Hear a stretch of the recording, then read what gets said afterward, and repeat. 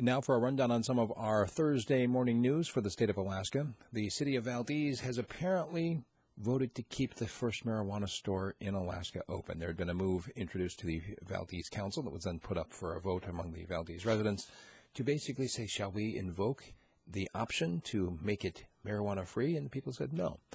So it remains open. Meanwhile, Alaska marijuana sales have reached a new high. However, it is nowhere near as much as the state was projecting in terms of what they were going to be getting from the taxes. Proposed cuts to public education, spurring local outcries in a number of different places around the state, including in the Fairbanks area, where their kids at North Pole High are planning a walkout on Friday, and they're planning a major assembly kind of thing for all the students this weekend at Groudon Memorial Park. Also, in Anchorage, they've issued a warrant after a shooting incident at a gas station. Witnesses said that one car came in and hit two other cars that were parked there.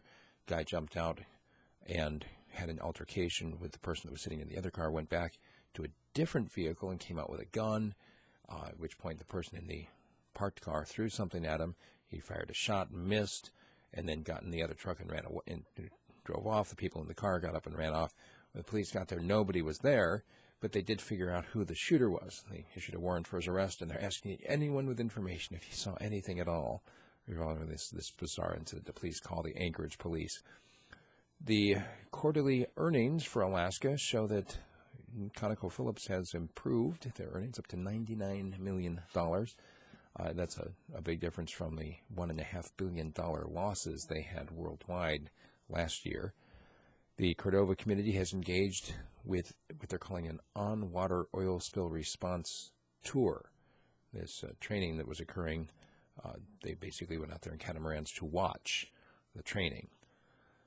Thousands of military personnel here in the state for Northern Edge, and quite a bit of controversy still associated with these exercises as they are going out and doing these exercises in the Gulf right at a time when a number of species are coming in and doing their migration. It corresponds with the start of the fishing season, and they're like, oh, we don't think the fish can even hear the sonar. Also, the support for an income tax apparently is growing, with a number of Alaska Native groups now coming out and saying that they support the idea of a progressive income tax. Part of the issue is that people have pretty much realized that the legislature is just going to take the permanent fund, which is going to hurt people a lot, especially lower income people. And so they're saying we should make up for this shortfall by having an income tax. So you can kiss our prosperity goodbye, I suppose. All right, a lot of stories that we simply do not have time for.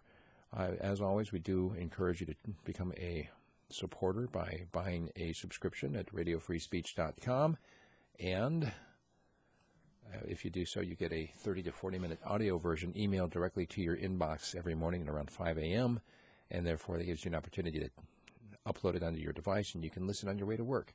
Two last quick stories. One is that the Fairbanks borough has voted to award a contract for a study on the impact of F-35s when they come. Hundreds of thousands of dollars for a study. I think we're all on the wrong line of work, aren't we? Last story, that 17-foot python that escaped down in the Anchorage area, the Matsu area. You heard about that, right? Apparently, the owner was doing some yard work, and his snake just kind of slithered out. And he said he hopes his snake is still alive. They generally don't like cold temperatures, of course, but they're also urging the public to be careful, as a snake that big could pretty much eat whatever it wants. That's what we've got. Make sure you check out my commentary today. It has to do with the reemergence of Julian Assange in the news cycle, as he's basically saying, hey, look, we now have an admission from the U.S. government that they're hunting me down. Can we drop the charges about rape? You get into that in my commentary, and send me an email, steve@radiofreespeech.com. Thanks.